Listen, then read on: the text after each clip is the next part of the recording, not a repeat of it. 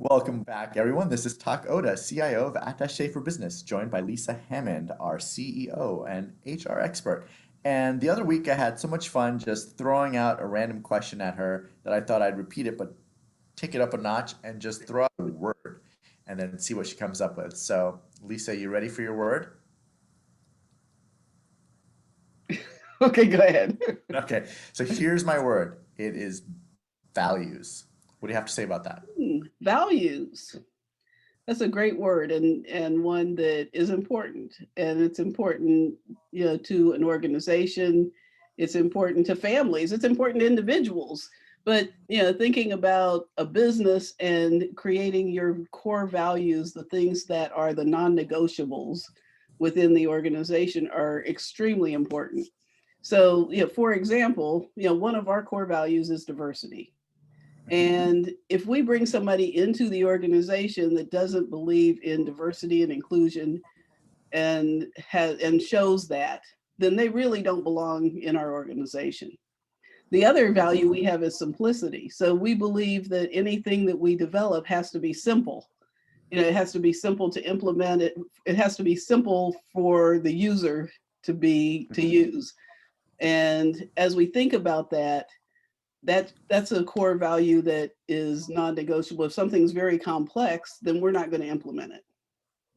We Right. want it to Okay. be easy. So, right. Okay. So that makes sense. So we have values and we try to follow them, right? So it sounds pretty simple. Where do people get messed up on this? Do Yeah. they don't write them down first, or is it that they write them down and they kind of lose track, or what's the typical story you hear? So I think it goes beyond we try to follow them. I think, like I said, they're really the non-negotiables. If you might mess up, but you have a value that you intrinsically believe this. You really believe these things. I think where people mess up is they have these very obscure values that really don't mean anything, like Hmm. transformation or you know, Oh, we believe in right. transformation. Well, what does that mean? Yeah, I've So definitely seen those pages on the websites where like, what are our values? And you're like, what does that word even mean? exactly. Okay, I get it. I get it. So something straightforward, simple, Yeah, that it's pretty easy to understand. Am I following this or not? Okay, that's right. good. Yeah.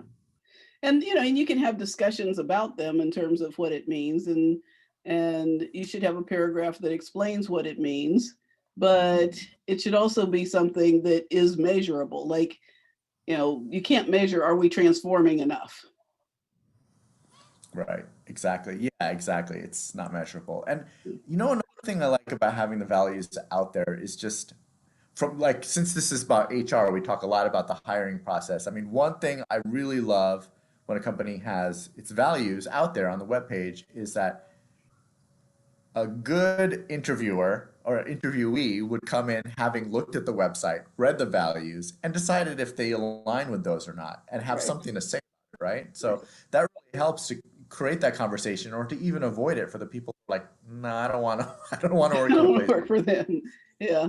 Exactly. Yeah, which is fair. Everyone, everyone has their own values and Right. yeah. And some places have things like family first, which is a great value for a company. And however, do you mean it? I mean, this is one of those Hmm. questions. Do you really mean family first?